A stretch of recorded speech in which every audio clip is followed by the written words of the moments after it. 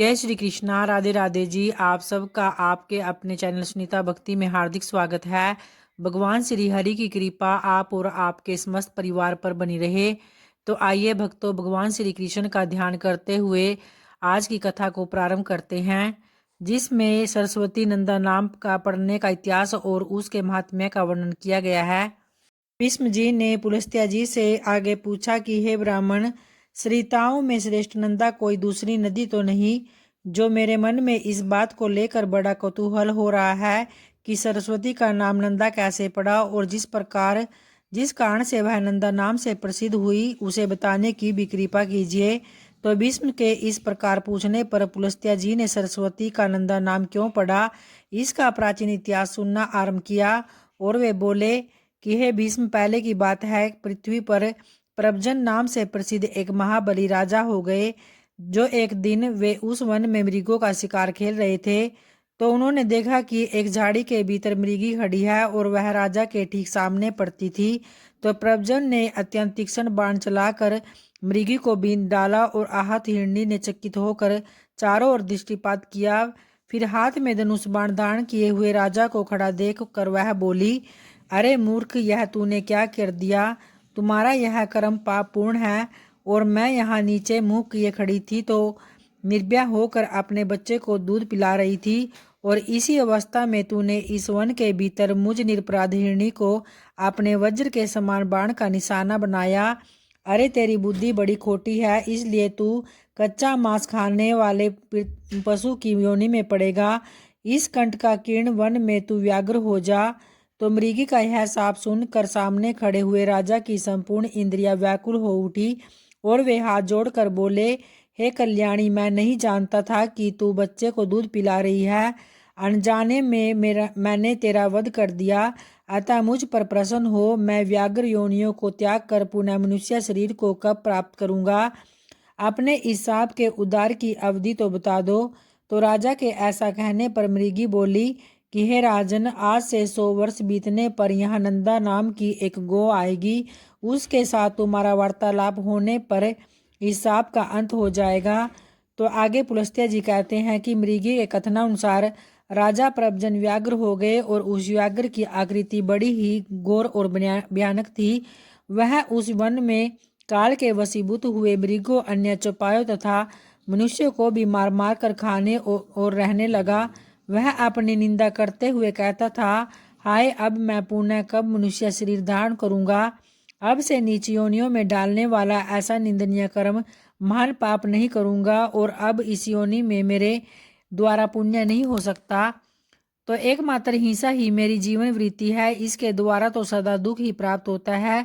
किस प्रकार मृगी की कही हुई बात सत्य हो सकती है? जब व्याघ्र को उस वन में रहते 100 वर्ष बीत गए, तब एक दिन वहां गौ का एक बड़ा सा झुंड उपस्थित हुआ और वहां घास और जल की विशेष सुविधा थी। वहीं गौ के आने का कारण हुआ, आते ही गौ के विश्राम के लिए बाड़ लगा दी गई। ग्वालों के रहने के लिए विषदान घर और स्थान की भी व्यवस्था की गई। गोचर भूमि तो वहां थी ही, सबका पड़ाव पड़ गया। वन के पास का स्थान गो के रंबाने की बारी आवाज से गूंजने लगा और मतवाले गोप चारों ओर से उस गो समुदाय की रक्षा करते थे। गौ के झुंड में एक बहुत ही हष्टपुष्ट तथा संतुष्ट रहने वाली गाय थी, जिसका नाम नंदा था, और वही उस झुंड में प्रधान थी तथा उसके आगे निर्भय होकर चला करती थी। एक दिन वह अपने झुंड से बिछुड़ गई और चढ़ते चढ़ते पूर्वोक्त व्याघ्र के सामने जा पहुंची। तो व्याघ्र उसे देखते ही खड़ी रह कहता हुआ उसकी ओर दौड़ा और निकट आकर बोला, आज विधाता ने तुझे मेरा ग्रास नियत किया है, क्योंकि तू स्वयं यहाँ आकर उपस्थित हुई है। तो व्याघ्र का यह रोंगटे खड़े कर देने वाला निष्ठुर वचन सुनकर उस गाय को चंद्रमा के समान कांति वाले अपने सुंदर बछड़े की याद आने लगी और उसका गला भराया। वह गदगद स्वर से पुत्र के लिए हुंकार भरने लगी। तो उस गौ को अत्यंत दुखी होकर क्रंदन करते हुए देख व्याघ्र बोला, अरे गाय, संसार में सब लोग अपने कर्मों का ही फल भोगते हैं।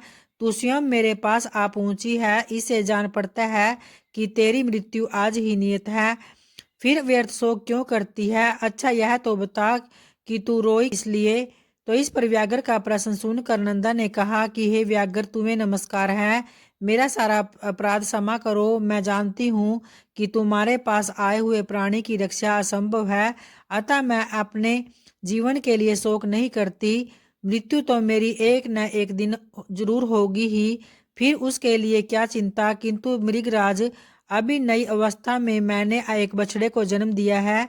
पहली बियान का बच्चा होने के कारण वह मुझे बहुत ही प्रिय है। मेरा बच्चा अभी दूध पीकर ही जीवन चलाता है और घास को तो वह सूंघता भी नहीं। तो इस समय वह गोष्ठ में बंधा है और भूख से पीड़ित होकर मेरी राह देख रहा है। उसी के लिए मुझे बारंबार शोक हो रहा है। तो मेरे न रहने पर मेरा बच्चा कैसे जीवन धारण करेगा। मैं पुत्र स्नेह के वशीभूत हो रही हूँ और उसे दूध पिलाना चाहती हूँ। मुझे थोड़ी देर के लिए जाने दो। तो बछड़े को पिलाकर प्यार से उसका मस्तक चाटूंगी और उसे हित की जानकारी के लिए कुछ उपदेश करूंगी। फिर अपनी सखियों की देख रेख में उसे सौंप कर तुम्हारे पास पुनः लौट आऊंगी। तो उसके बाद तुम इच्छा अनुसार मुझे खा जाना। नंदा की यह बात सुनकर व्याघ्र ने कहा, अरे अब तुम्हें पुत्र से क्या काम है। तो नंदा बोली, है मृगेंद्र, मैं पहले पैर बछड़ा ब्याई हूँ, अतः उसके प्रति मेरी बड़ी ममता है, मुझे जाने दो। तो सखियों को नन्हे बच्चे को रक्षा करने वाले ग्वालों को, गोपियों को तथा विशेषतः अपनी जन्मदायिनी माता को देखकर उन सब से विदा लेकर आ जाऊंगी। मैं शपथ पूर्वक यह बात कहती हूँ, यदि तुम्हें विश्वास हो तो मुझे छोड़ दो, और यदि मैं पुनः लौट कर न आऊं तो मुझे वही पाप लगे जो ब्राह्मण तथा माता पिता का वध करने से होता है। व्याधों, मलेच्छों और जहर देने वालों को जो पाप लगता है वही मुझे भी लगे। जो गौशाला में विघ्न डालते हैं, सोते हुए प्राणी को मारते हैं तथा जो एक बार अपनी कन्या का दान करके फिर उसे दूसरे को देना चाहते हैं, उन्हें जो पाप लगता है वही मुझे भी लगे। जो अयोग्य बैलों से भारी बोझ उठवाता है, उसको लगने वाला पाप भी मुझे लगे। जो कथा होते समय विघ्न डालता है और जिसके घर पर आया हुआ मित्र निराश लौट जाता है, उसको जो पाप लगता है वही मुझे भी लगे। यदि मैं पुनः लौट कर न आऊं, इन भयंकर पातकों के भय से मैं अवश्य आऊंगी। नंदा की ये शब्दें सुनकर व्याघ्र को उस पर विश्वास हो गया और वह बोला कि गायें, तुम्हारी इन शब्दों से मुझे विश्वास हो गया है, पर कुछ लोग तुमसे यह भी कहेंगे कि स्त्री के साथ हास परिहास में, विवाह में, गौ को संकट से बचाने में तथा प्राण संकट उपस्थित होने पर जो शब्द की जाती है उसकी उपेक्षा से पाप नहीं लगता। किंतु तुम इन बातों पर विश्वास न करना। इस संसार में कितने ही ऐसे नास्तिक हैं जो मूर्ख होते हुए भी अपने को पीड़ित समझते हैं। वे तुम्हारी बुद्धि को क्षण भर में भ्रम में डाल देंगे और जिनके चित्त पर अज्ञान का पर्दा पड़ा रहता है, वे शूद्र मनुष्य कुतर्क पूर्ण युक्तियों और दृष्टांतों से दूसरों को मोह में डाल देते हैं। तो इसलिए तुम्हारी बुद्धि में यह बात नहीं आनी चाहिए कि मैंने सब तो दोबारा व्याघ्र को ठग लिया है। तुमने ही मुझे धर्म का सारा मार्ग दिखलाया है, अतः इस समय तुम्हारी जैसी इच्छा हो तो करो।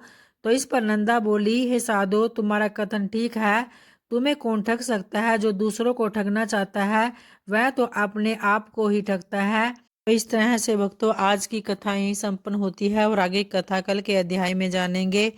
तो माता तुलसी का ध्यान करते हुए उनकी आरती का श्रवण करते हैं। जय तुलसी माता मैया, जय तुलसी माता, सब जग की सुखदाता, सबकी वर माता मैया, जय तुलसी माता। सब योगों से ऊपर, सब रोगों से ऊपर, रज से रक्षा करके सबकी भव त्राता मैया, जय तुलसी माता।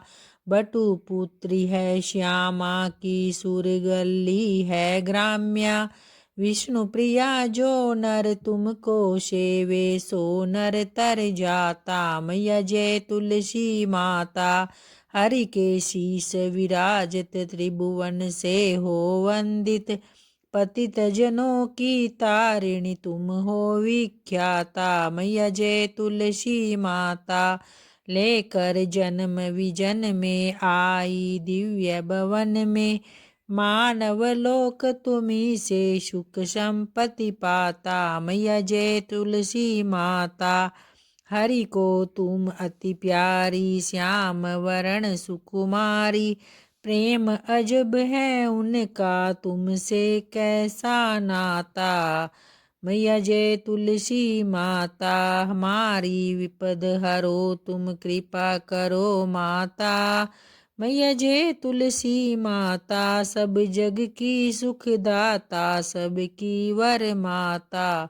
मैया जय तुलसी माता, मैया जय तुलसी माता। धन्यवाद दोस्तों।